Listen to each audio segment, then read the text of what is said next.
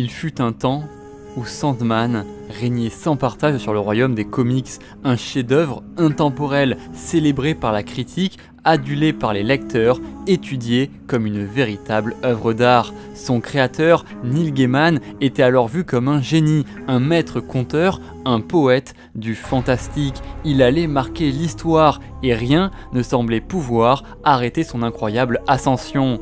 Rien, jusqu'à ce que tout bascule, car même les rêves les plus puissants finissent par se briser. Accusations, polémiques, adaptations controversées, Sandman, jadis pilier de la pop culture, est aujourd'hui au cœur d'un chaos dont il ne ressortira pas indemne.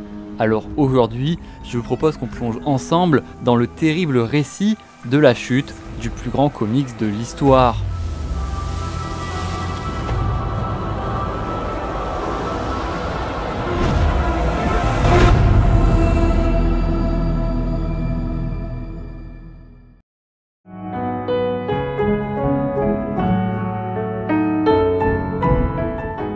Tout commence à la fin des années 80. Le monde du comics est alors en pleine mutation. L'innocence des super-héros s'effondre peu à peu pour laisser place à des récits plus matures. Watchmen, The Dark Knight Returns seront les nouveaux piliers de l'industrie et la feront plonger dans ce que l'on appelle l'ère sombre des comics. Et c'est dans cette période de renouveau que va débarquer un jeune scénariste britannique, Neil Gaiman, alors inconnu du grand public, mais déjà doté d'un imaginaire débordant. À ses côtés, de nombreux dessinateurs de talent, comme Sam Kiss par exemple, ou bien d'autres venus d'horizons différents, mais unis par une même ambition, créer quelque chose d'inédit, créer quelque chose de plus grand, quelque chose d'éternel. Et ce projet sera alors nommé Sandman. Récit aujourd'hui culte, Sandman sera publié sous le label Vertigo, le nouveau label de DC Comics à l'époque, un label adulte et mature dans lequel tous les styles de récit étaient permis. Et ce nouveau label justement sera parfait pour Sandman, qui ne ressemble à rien de ce qui a été fait avant. Ici, pas de justicier en collant, pas de méchants caricaturaux, on y suit Morpheus, incarnation anthropomorphique du rêve, un être aussi ancien que le temps lui-même, aussi puissant que mystérieux. Il sera alors capturé par des occultistes du XXe siècle et s'échappera 70 ans après sa captivité. Mais c'est alors seulement, au moment où il rentrera chez lui, que le véritable voyage ne fera que commencer. Car Sandman n'est pas un simple récit fantastique, c'est une odyssée onirique, philosophique et même métaphysique. Une plongée dans un monde où les rêves ont une histoire, une géographie et même une hiérarchie, où la mort est une grande sœur bienveillante, où le deuil est une tempête silencieuse et où la famille, incarnée par les éternels, le désespoir, le délire, la destruction et le destin, devient le théâtre de tensions millénaires. Et Neil Gaiman justement explore tout, la mythologie, la littérature, l'histoire et même l'intime. Et cette véritable épopée convoquera des personnages aussi divers que variés. Lucifer, Shakespeare, des elfes et même des géants. Les cauchemars y prennent vie, les frontières entre la fiction et la réalité explosent. Et alors, la critique va s'incliner. Sandman, c'est une pluie de récompenses. Plus de 26 Eisner Awards, l'équivalent des Oscars pour les comics, dont 4 seulement pour le meilleur scénariste. Mais Sandman, c'est aussi un World Fantasy Award en 1991, fait rarissime pour une œuvre issue du monde des comics. Mais Sandman, c'est aussi le premier comics à avoir remporté le prix Hugo, un prix consacré uniquement aux œuvres de littérature. C'est pour vous dire un peu l'aura que possédait le comics à l'époque. Et d'ailleurs, Sandman recevra aussi de multiples récompenses à Angoulême. Et en 2005, IGN ira même jusqu'à élire Sandman comme le meilleur comics du label Vertigo, pourtant rempli d'absolument que des masterclass. Mais plus encore que les prix, c'est la trace laissée qui impressionne. Sandman a changé la perception même de ce que pouvait être la bande dessinée aux États-Unis. Ce n'était plus du comics, c'était de la littérature illustrée, de la poésie graphique, une œuvre dense, exigeante, mais qui, une fois lue, ne vous quitte plus jamais. C'est simple, Sandman aura tellement d'impact sur le monde des comics et sur les lecteurs qu'il est tout de suite entré dans la légende. Et Neil Gaiman, lui, deviendrait alors par conséquent un des auteurs les plus reconnus et les plus respectés de son époque. C'était le début d'un véritable rêve éveillé.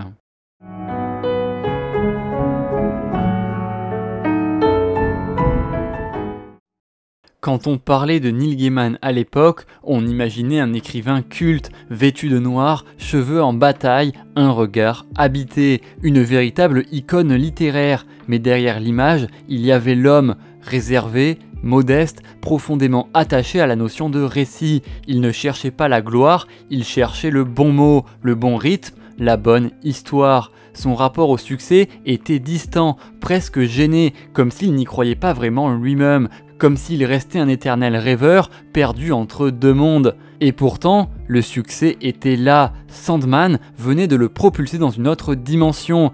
D'un simple scénariste de comics, il était désormais un auteur transmédiatique. Il écrivait des romans, des nouvelles, des scripts et des poèmes. Tout lui réussissait. Et Neil Gaiman avait vraiment les doigts en or. Tout ce qu'il entreprenait devenait une réussite instantanée. Coraline, par exemple, deviendra un film culte en stop motion. American Gods, une fresque mythologique à l'américaine, deviendra un best-seller. Et même Good Omens, coécrit avec Terry Pratchett, se transformera en une série acclamée. Il ira même jusqu'à écrire un épisode pour la série culte Doctor Who. Et aujourd'hui encore, cet épisode est parmi les préférés des fans. C'est absolument extraordinaire. Tout ce qu'il faisait à l'époque était une pure réussite. Car partout où il passait, il arrivait à insuffler cette magie, ce mélange unique de mélancolie, de poésie et d'étrangeté familière. Mais ce succès personnel cache une révolution plus large, car Sandman n'a pas seulement changé la vie de Neil Gaiman, il a changé en profondeur l'histoire des comics. Avant Sandman, les comics étaient vus comme un divertissement de masse, parfois brillant certes, mais souvent méprisé. Et après Sandman, ils sont véritablement devenus une forme d'art à part entière, une littérature visuelle, une narration adulte, sophistiquée et philosophique. C'est d'ailleurs à ce moment-là qu'apparaîtra la notion de roman graphique. Car comme je vous le disais, Sandman remportera le prix Hugo, d'habitude réservé aux grandes œuvres de la science-fiction littéraire. Et avec l'aura de tous ces prix prestigieux, c'est toute la critique spécialisée qui va s'incliner. Sandman faisait l'unanimité.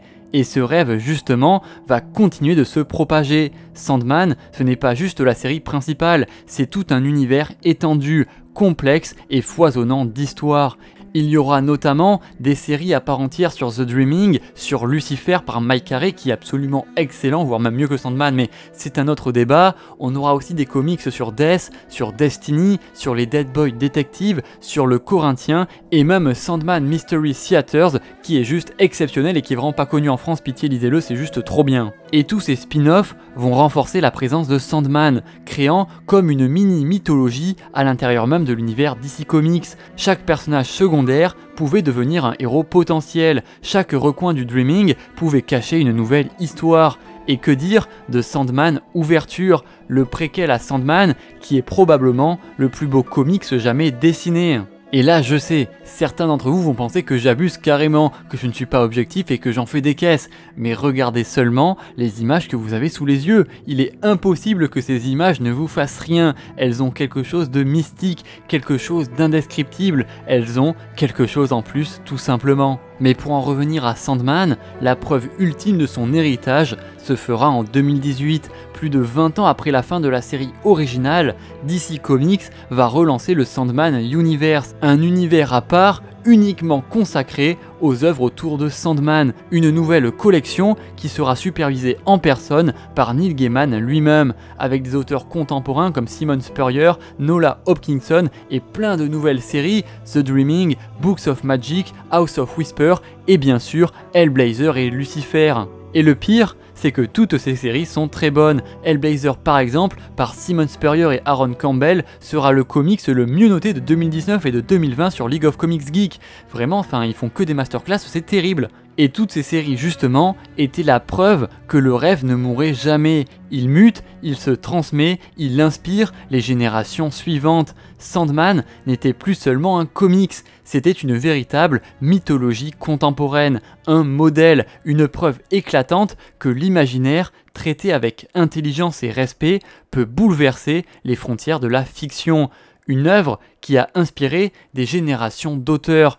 Une œuvre qui a redonné aux rêves ses lettres de noblesse. Mais même les rêves les plus puissants ne sont malheureusement pas éternels, car derrière la lumière, l'ombre guette.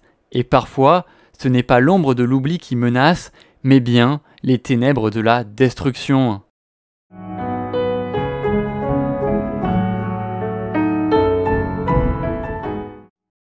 La série Sandman était un rêve attendu depuis des années. Après des dizaines de projets avortés, d'annonces tombées à l'eau, Netflix va enfin prendre le risque. Les fans retenaient leur souffle, prêts à plonger dans l'univers onirique de Neil Gaiman, à retrouver l'épopée de l'attachant Morpheus. Mais très vite, ce rêve va virer au cauchemar. La série va décevoir. Ce qui devait être un hommage vibrant se transforme en patchwork de choix narratifs et artistiques discutables.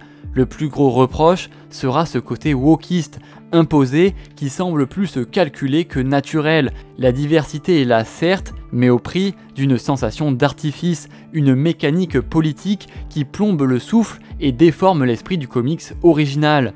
Des personnages changés de peau, des arcs narratifs remodelés pour coller aux tendances du moment. Certains fans ne reconnaissent plus l'œuvre qui les avait fascinés à l'époque. Les forums et Reddit vont alors s'enflammer. Trop woke, trop forcé, ça gâche tout le propos, certains diront. Les critiques spécialisées aussi pointent du doigt un scénario bancal, un rythme haché par des insertions qui ralentissent la narration. Et alors, la magie va s'échapper. The Guardian évoquera notamment une atmosphère trop lourde, vidant la série de sa vitalité originelle. C'est alors un premier revers pour Neil Gaiman, car la série ne va pas convaincre les fans, elle va les diviser. Et même si l'esthétique de la série se doit d'être saluée, c'est un véritable choc pour de nombreux fans, car les choix éditoriaux vont redistribuer totalement les cartes, des personnages centraux vont être remplacés et des intrigues vont être simplifiées. Morpheus sera placé sous le feu des projecteurs au détriment des histoires secondaires qui faisaient pourtant la richesse du comics original. Par exemple, l'épisode absolument iconique The Sound of Her Wings faisant apparaître pour la première fois Death, la sœur de Dream, est très probablement un des comics m'ayant le plus touché. Mais l'épisode Netflix, lui, ne me fait ni chaud ni froid. Il est complètement vide alors que pourtant il est tiré d'un des comics les plus touchants que j'ai pu lire. Et le pire, c'est qu'il échoue là même où la série audio, elle, avait réussi à me faire vibrer, à me faire ressentir cette nostalgie déchirante, ces vies brisées par des destins tragiques.